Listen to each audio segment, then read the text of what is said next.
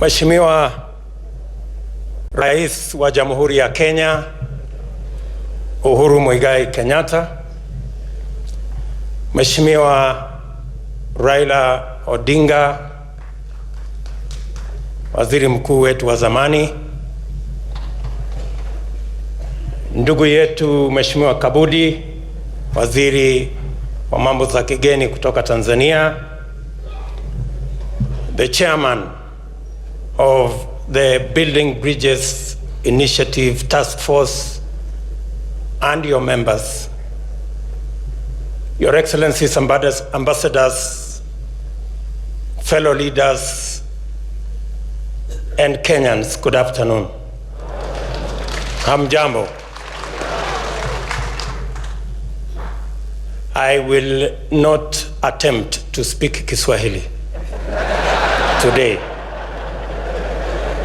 because I do not command enough vocabulary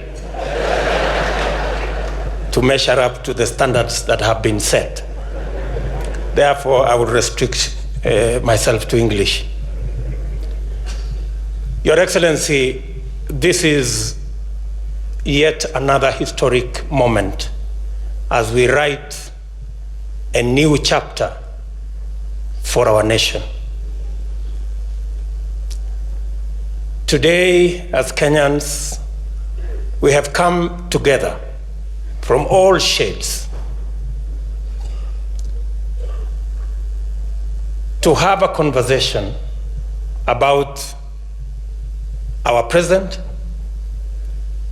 and to project into our future. I want to thank you, Your Excellency, and former Prime Minister,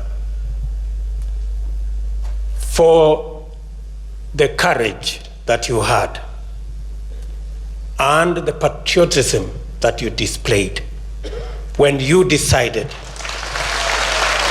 that it is time for us as Kenya, democratic as we are, belonging to different parties as we do, but to also have a conversation, not talking at each other, but talking to and with each other. And this is the moment, Your Excellency, that your initiative with Raila Odinga has brought us to. I want to say, as a leader in Kenya, that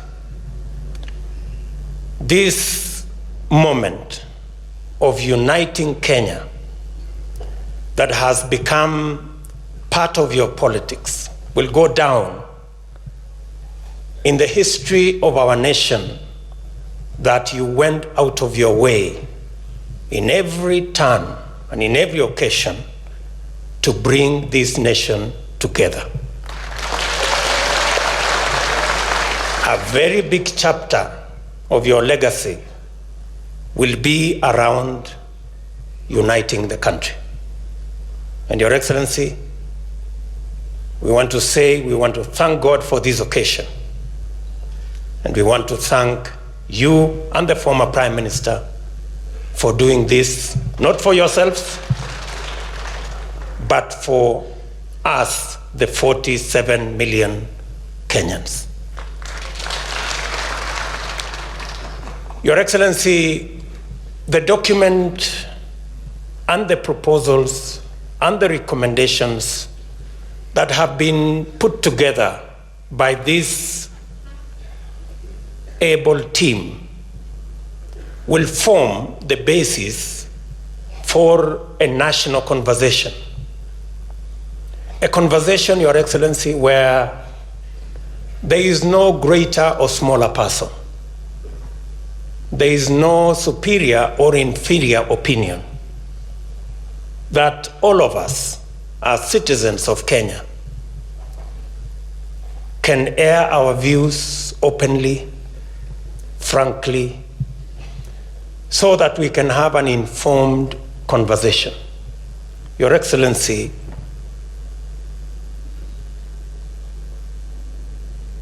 as we look forward to this moment, it is important for all of us to know where we are, how we got ourselves here, and what are the options for us going into the future.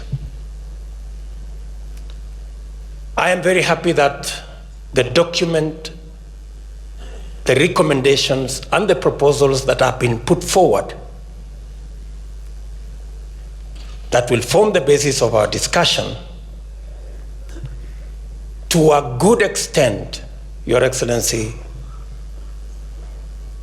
informs us on how to build institutions to get our politics away from personalities and ethnicities to institutions that will carry all of us, irrespective of who we are, where we come from, the language we speak, or the political party we subscribe to.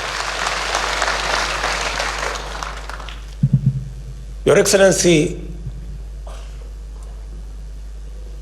as this process moves to the next stage,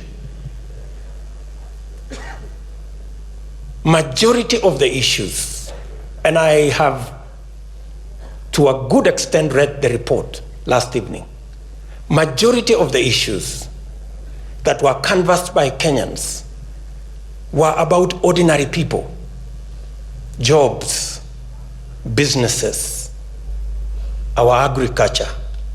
And Your Excellency, you have set a perfect program under the Big Four program that will sort out our farmers, agro-processing, value addition, manufacturing, the whole housing program that will give us jobs for our young people.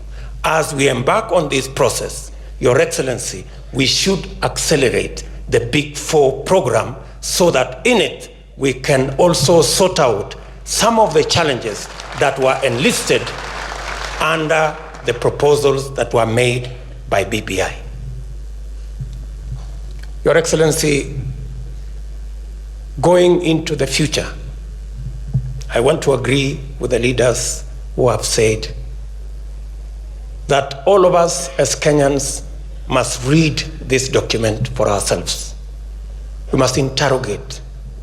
And the processes going into the future, I want to persuade us that from here going into the future, we should avoid a costly, potentially divisive, controversial processes that will divide us. It is possible for us to build consensus and arrive at the destination together, not divided.